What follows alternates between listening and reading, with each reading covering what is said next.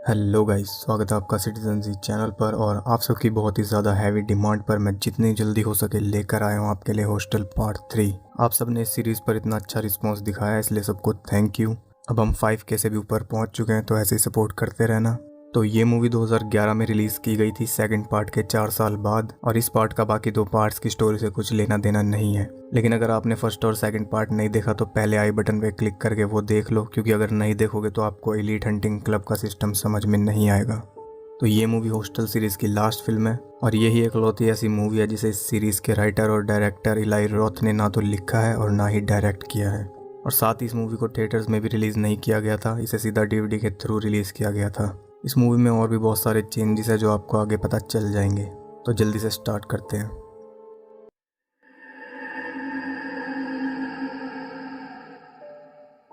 Movie के start में हम देखते हैं ट्रेविस को, जो कि एक होटल में रूम लेता है। जब वो अपने रूम में जाता है तो वहाँ उसे विक्टर और एंका मिलते हैं, जो कि रूम खाली करके जाने ही वाले थे। ट्रेविस उन्हें बियर ऑफर करता है। बियर पीने के बाद एंका बाथरूम में नहाने जाती है। कुछ देर बाद विक्टर एंका से कुछ पूछने बाथरूम में जाता है। अंदर जाकर वो चिल्लाने लगता है और ट्रेविस को भी अंदर बुलाता है।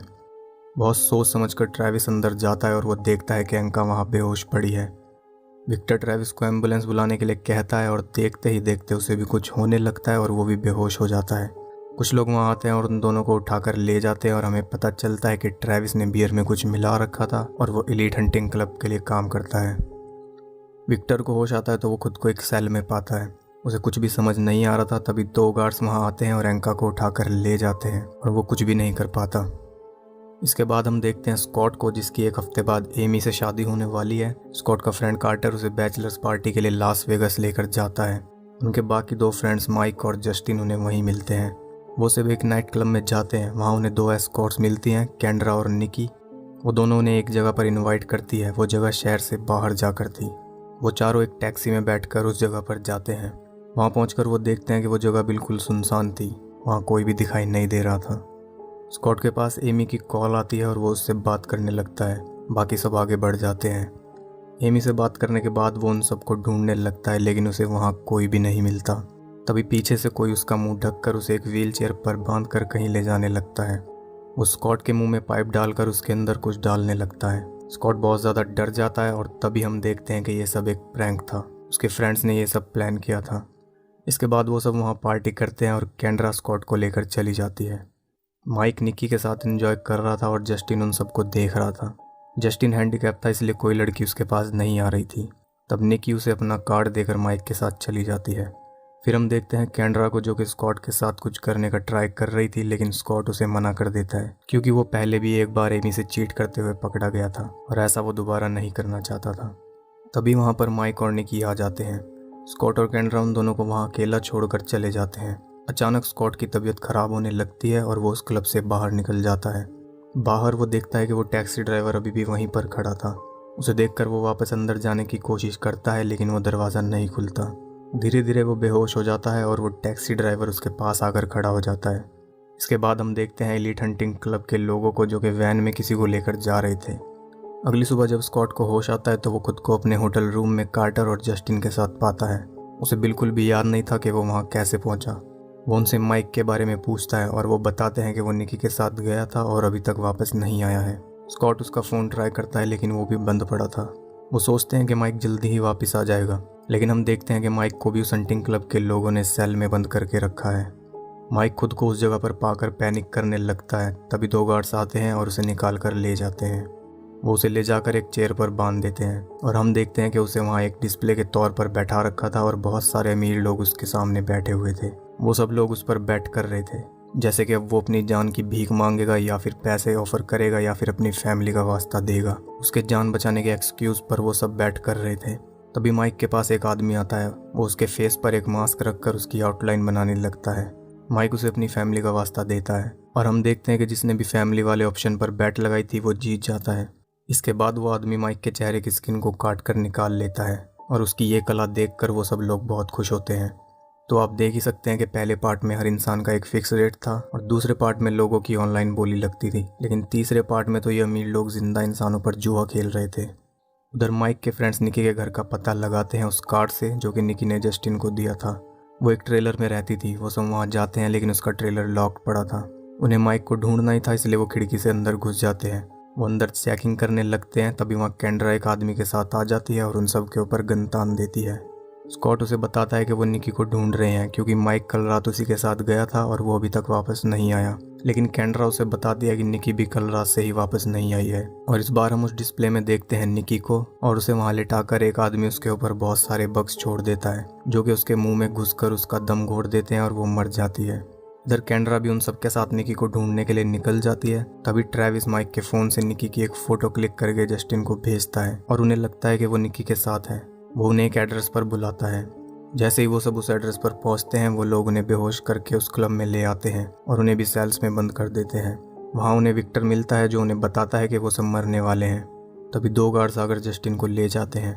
कार्टर एक गार्ड को बुलाकर अपना टैटू दिखाता है और वो उसे बाहर निकाल देता है। यहाँ हमें पता चलता है कि कार्टर भी उस क्लब का मेंबर है। स्कॉट को ये सब समझ नहीं आता। इधर हम जस्टिन को डिस्प्ले में बैठा देखते हैं और कार्टर भी उसे बैठकर देख रहा था। एक लड़की अजीब सा मास्क पहनकर अंदर आती है और क्रॉसबो से जस्टिन पर निशाने लगाने लगती है। वो कई सारे तीर उसके अंदर घुसा देती है और आखिर में एक तीर उसके सर के आर पार करके उसे मार देती है। इसके बाद उनका मेन इवेंट शुरू होता है जिसमें स्कॉट को तैयार करके डिस्प्ले में बैठाया जाता है और उसे मारने आता है उसका best friend Carter. Carter Scott को बताता है कि यह सब उसने ही प्लान किया था क्योंकि वो एमी को पसंद करता था और वो नहीं चाहता कि वो स्कॉट से शादी करे। अब स्कॉट के मरने के बाद वो एमी को दिलासा देगा और खुद उससे शादी कर लेगा। लेकिन उसके प्लान में एक दिक्कत आ जाती है क्योंकि सही वक्त पर ट्रेविस स्कॉट को आज़ाद कर देता है क्योंकि ऑडियंस यही चाहती थी। और हमें सेकंड पार्ट में ही पता चल गया था कि पैसे से बढ़कर उनके लिए कुछ भी नहीं है। स्कॉट कार्टर से लड़ता है और उसे घायल करके वहाँ से निकलकर भाग जाता है। उधर विक्टर एक गार्ड को मारकर सेल से निकल जाता है और दूसरे गार्ड को मारने के चक्कर में खुद भी मर जाता है। स्कॉट एक रूम में पहुंचता है जहां मरे हुए लोगों का सामान पड़ा था और एक फ़ोन ढूंढकर वो पुलिस को कॉल कर देता है। जब तक ट्रेविस वहां पहुंचता है तब तक बहुत देर हो जाती है और पुलिस वहां के लिए निकल जाती है। वो सभी क्लाइंट्स को सुरक्षित वहां से निकालने लगते हैं। स्कॉट एमी को सेल से निकालकर वहां से बाहर निकलने लगता है, तभी ट्रेविस पीछे से एमी को शूट करके मार देता है। इसके बाद ट्रेविस स्कॉट पर हमला करता है लेकिन स्कॉट किसी तरह उसे मार देता है। उधर उस जगह का मालिक फ्लेमिंग उस बिल्डिंग को सेल्फ डिस्ट्रक्ट मोड पर लगाकर वहां से भागने लगता है, लेकिन कार्टर उसकी कार में ही छुपा हुआ था और उसे मारकर वो उसकी कार लेकर वहां से भाग जाता है। वो स्कॉट को वहां से बाहर निकलता हुआ देख लेता है और जल्दी से कार से उतरकर वो गेट लॉक कर देता है। स्कॉट वहीं पर फंसा रह जाता है और वो बिल्डिंग ब्लास्ट हो जाती है। अगले सीन में हम देखते हैं कार्टर को जो कि स्कॉट की डेथ के बाद एमी को हौसला दे रहा था और एमी उसे रात को वहीं पर रुकने के लिए कहती है। सब कुछ वैसा ही हो रहा था जैसा उसने सोचा था। तभी हम देखते हैं कि स्कॉट अभी भी जिंदा है और वो दोनों मिलकर कार्टर को बेसमेंट में ले जाकर बांध देते हैं और वहाँ स्कॉट उसे एक भयानक मौत देकर बदला ले लेता है और यहाँ ये मूवी एंड हो जाती है। तो इलाई रॉथ के इस मूवी से ना जुड़े होने की वजह से इस पर बहुत ज़्यादा फर्क पड़ा है। हंटिंग क्लब को भी स्लोवाकिया से लास वेगस में शिफ्ट कर दिया और एक पुरानी डार्क फैक्ट्री की जगह एक बहुत ही ब्राइट डिस्प्ले कर दी, जिससे मूवी का फील बिल्कुल चेंज हो गया।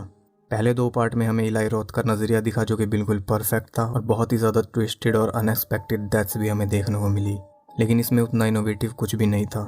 पहले पार्ट्स में हमें रोंगटे खड़े कर देने वाले सीन्स दिखाए गए थे जो कि सब इलाई रॉथ की देन थे। तो यहाँ पर यह हॉस्टल सीरीज़ ख़त्म हो जाती है, लेकिन ये तो सिर्फ अभी शुरुआत है।